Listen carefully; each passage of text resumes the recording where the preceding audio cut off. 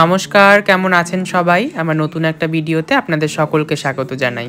সবকিছুতে যেমন আনন্দও রয়েছে, আবার কিছু দুঃখজনক ঘটনাও রয়েছে।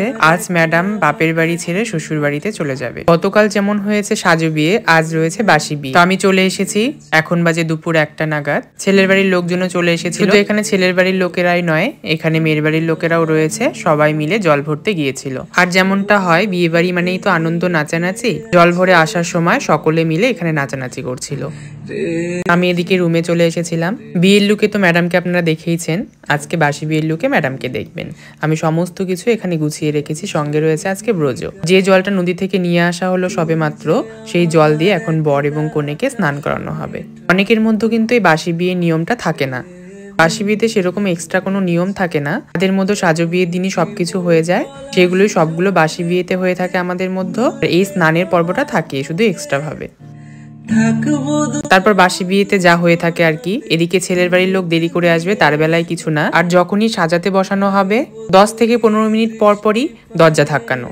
মিনিমাম টাইমটুকু তো দরকার সাজানোর জন্য, তাই না? তাড়াহুড়ো করে ম্যাডামের এই লুকটা কমপ্লিট করলাম। ম্যাডামের এটা ছিল বাসি বিয়ের লুক। তো বাসি বিয়ের লুককে ম্যাডামকে কেমন লাগছে অবশ্যই আমাকে কিন্তু কমেন্ট করে জানাবেন। এদিকে আমার রিং লাইটটাও সেদিন ওখানে গিয়ে নষ্ট হয়ে গিয়েছিল, জন্য রিং লাইটের জন্য একটু কালো কালো লাগছে সবাইকে। ম্যাডাম এদিকে বলছিল ট্রান্সফরমেশন যে ভিডিওটা আমরা বানিয়েছিলাম সেটা আমরা চল তাড়াতাড়ি করে নিই, আজকে আর আমি সময় পাবো না, তাই সেটাই করে নিচ্ছিলাম।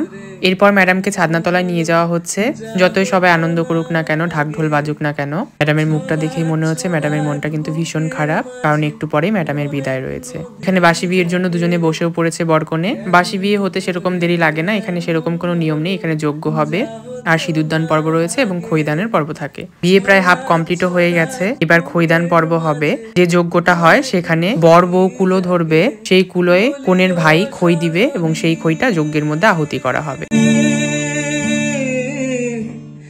এরপরে এই যে ছাদনাতলায় যে একটা পুকুর খোঁড়া হয়েছে দেখুন, সেই পুকুরে বর একবার আংটি লুকিয়ে রাখবে, তারপরে কনের খুঁজতে হবে, আবার কনে একবার আংটি লুকিয়ে রাখবে, বরের খুঁজতে হবে। এটা একটা রিচুয়াল হবে হয়তো, সেটাই হচ্ছে এখন।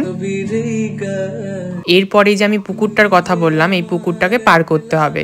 বর কনেকে নিয়ে পুকুরটাকে পার করবে। তবে চলুন দেখা যাক কিভাবে ম্যাডামকে নিয়ে পার করে। এই পর্বটাও শেষ হয়ে গেল, এখন হবে সিঁদুরদান পর্ব। এদিকে দেখুন একটা পুচকি বাচ্চা কিভাবে ঝুনঝুনি বাজাচ্ছে বাজনার তালে তালে।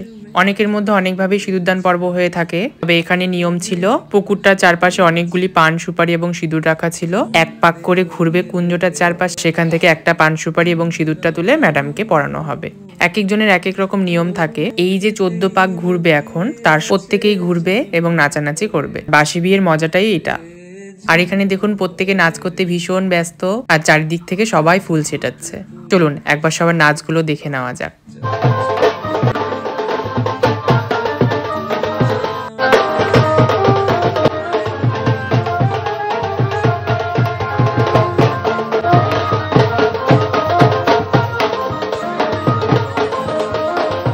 যত চারপাশে ঘোড়া কমে যাচ্ছে ততই দেখুন আরো সবাই মিলে এসে নাচানাচি করছে। ওই যে দেখতে পাচ্ছেন গার্গিয়ার পুরোবিধি ভীষণ নাচ করছে, দেখুন যে যেমন ভাবে পাচ্ছে নাচ করছে বাজনার তালে তালে। এদিকে আবার দেখুন সবাই একে অপরের ঘাড়ে হাত দিয়ে বিহু নাচের মতো নাচ। তাই সাজো বিয়ের থেকে আমাদের মনে হয় বাসি বিয়েতেই বেশি মজা হয়ে থাকে।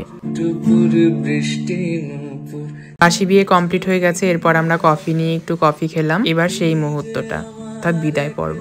এখানে ম্যাডামকে বসানো হয়েছে ঘরের বাইরে, এখানে সবাই আশীর্বাদ করছে ম্যাডামকে। ম্যাডাম আর ম্যাডামের মা কিন্তু ভীষণ কান্নাকাটি করছে এখানে। এই মুহূর্তটা ভীষণ কষ্টকর, যা বলে বোঝানোর মতো নয়। তবে চলুন আজকের ভিডিওটা এখানেই শেষ করছি। সবাই ভালো থাকবেন, সুস্থ থাকবেন, দেখা হচ্ছে পরের কোনো ভিডিওতে। ভিডিওটি কেমন লাগলো অবশ্যই জানাবেন, ভালো লাগলে লাইক কমেন্ট শেয়ার করে দেবেন। থ্যাংক ইউ সো মাচ সকলকে।